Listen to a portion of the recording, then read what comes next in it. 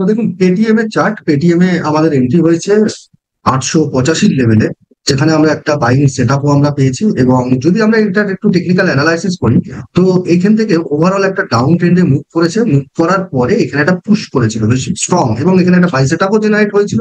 দেন ও আবার আপ ট্রেন্ডে নিয়েছে, আপ ট্রেন্ডে নেওয়ার পরে এখানে একটা কনসোলিডেট জোন করেছে, অর্থাৎ ট্রায়াঙ্গেল প্যাটার্ন আমরা বলতে পারি।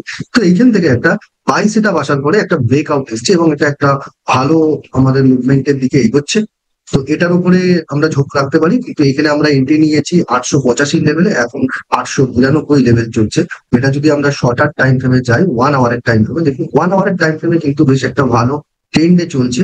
ডাউন ট্রেন্ডে মোটাম করে হায়ার ফর্ম করে, দেন এখানে হায়ার লো, দেন এখানে হায়ার লো ফর্ম করে কিন্তু একটা ব্রেকআউট দিয়েছে 1 আওয়ারের টাইম ফ্রেমে, এবং আরএসআই একটা পজিটিভ জোনে রয়েছে।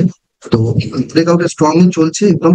আজকে যে ফার্স্ট ক্যান্ডেলটা হয়েছে আওয়ারলি চার্টে 9টা 15, তো এর লো থেকে একটা মানে আমরা শুটিং স্টার মতো দেখতে পাচ্ছি ক্যান্ডেলটাকে, বাট এখান থেকেও কিন্তু শুটিং স্টারের লো মানে ডে লোটাকে ব্রেক করেনি, এখান থেকে একটা আপসাইডের মুভমেন্ট করছে। এখন অপেক্ষায় আছে হচ্ছে এই হাইটাকে ব্রেকআউট করার। তো ডেলি টাইম ফ্রেমে যদি দেখি আমরা একটা টার্গেট লেভেল বা রেজিস্ট্যান্স লেভেল আমরা রাখতে পারি। তো এইখানে আমাদের ফার্স্ট একটা রেজিস্ট্যান্স লেভেল কাজ করবে, এই লেভেলটার কাছে একটা রেজিস্ট্যান্স কাজ করবে।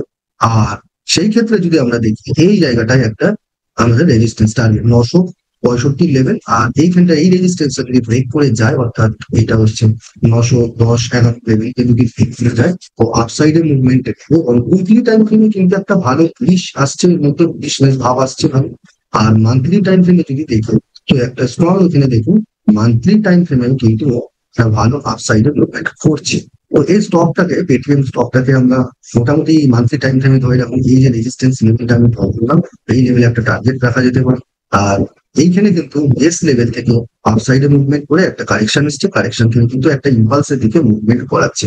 আর যদি আমরা একটু লং টার্ম চিন্তা করি ইনভেস্টমেন্টের জন্য, তাহলে কিন্তু আমরা এই লেভেলটা একটা পুরো একদম অল টাইম মানে 52 উইকস হাই এর লেভেলে কিন্তু আমরা যেতে পারি, এই লেভেলে কিন্তু রিচ করতে পারে, যেটা 1954। তো এটা একটু লং টার্ম হয়ে গেল, 7-8 মাসেও হতে পারে, আমরা 1-1.5 বছরের মধ্যেই এটাকে